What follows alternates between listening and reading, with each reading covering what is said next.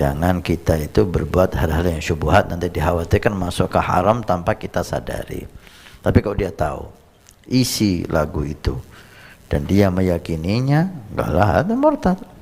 Ya Habibi ya Muhammad. Datangnya dari Akhina Ehsan dari Sukabumi. Pertanyaannya Ustaz, apa dihukumi murtad orang yang menyanyikan lagu yang mentuhani Tuhannya orang non muslim, yang mana spontanitas karena sering terdengar katanya Ustaz? Murtad itu satu dengan keyakinan, meyakini ada Tuhan selain Allah walaupun tidak dia ucapkan, atau tidak meyakini Nabi Muhammad sebagai nabi walaupun tidak dia ucapkan, atau dengan perbuatan sujud kepada selain Allah,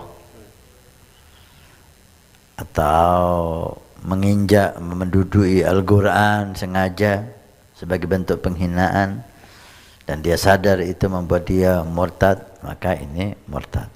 Atau dengan ucapan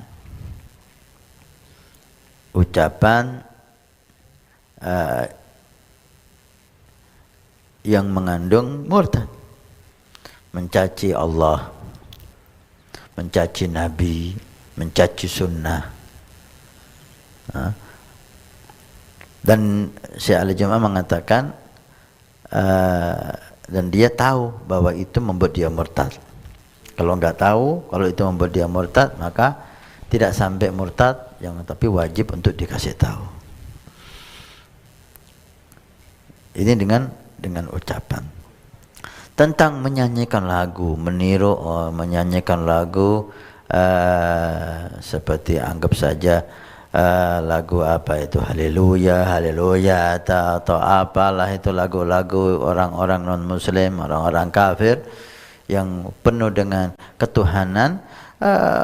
Kalau dia nggak paham apa itu maknanya, apa itu artinya, atau dia menyanyikan gitu aja tidak ada sama sekali, maka itu saya kira tidak sampai ke murtad, ya, tidak sampai ke murtad, tapi dihimbau untuk tidak dilakukan. Karena ini bisa dikatakan syubhat. Orang itu lebih jauh dari hal-hal yang syubhat, lebih aman, lebih bagus. Jangan kita itu berbuat hal-hal yang syubhat, nanti dikhawatirkan masuk ke haram tanpa kita sadari. Tapi kalau dia tahu isi lagu itu dan dia meyakininya, enggaklah ada murtad. Lagu yang ada bentuk ibadah, menyembah kepada selain Allah Subhanahu wa taala, dan dia tahu isinya dan dia faham artinya dan dia meyakini itu, maka itu murtad. Tapi jika dia tidak faham artinya atau dia hanya menyanyikan begitu aja, niru tanpa ada keyakinan dalam hati, saya kira itu tidak sampai murtad, tapi dihimbau untuk tidak dilakukan.